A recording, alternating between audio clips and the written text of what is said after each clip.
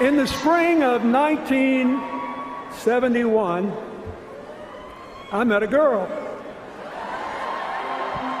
With Hillary Clinton being the first female nominee for President of the United States, this is the closest Americans have come to having a first husband in the White House. Mrs. Clinton's husband, former President Bill Clinton, has been a prominent presence on the campaign trail this election season, which raises the question about what his role would be in the White House. He could look to many other countries for guidance. Joachim Sauer is the husband of arguably the world's most powerful woman, Angela Merkel. He's notorious for rarely appearing with his wife in public. He famously skipped Mrs. Merkel's inauguration in 2005, preferring to watch it on television from the university in Berlin where he works. And Mrs. Merkel herself seems so unused to having him around that sometimes she seems to forget that he's even there. Philip May is an old-school London banker who's always taken a back seat to his wife, Theresa May. In 1976, at a Conservative Party student disco, he was introduced to his future wife by Benazir Bhutto, future Prime Minister of Pakistan. When Mrs. May became Prime Minister in July, her husband emerged with her to be photographed on the steps of Parliament, which offered the press a rare glimpse at a man who until then had shunned the spotlight.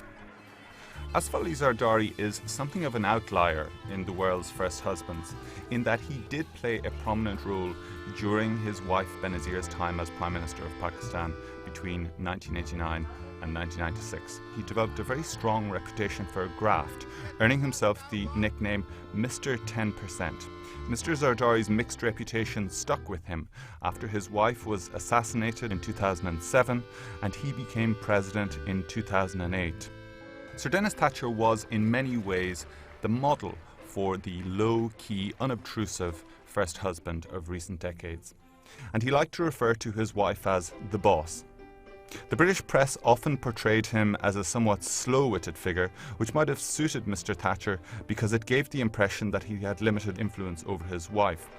Nonetheless, he enjoyed good relations with many world leaders and also got on well with their wives. The prospect of Bill Clinton returning to the White House as first husband instead of president raises many intriguing questions. Would he assume the traditional role of a first spouse in social planning and promoting good causes? Or would he be a political partner to President Clinton? Hillary, and the nation has lost. It's worth recalling that when Mrs. Clinton was First Lady, she broke with tradition by setting up her own office in the West Wing of the White House and working with her own staff. This time around, her advisors have indicated that Bill Clinton would not enjoy those same privileges to avoid the optics of an ex-president peering over the shoulder of a serving one. Still, Mrs. Clinton says she would rely on her husband's advice, but that still leaves a question open about how Mr. Clinton would actually spend his time as America's first husband. Got my Detroit watch. Ready to go. Thanks, guys.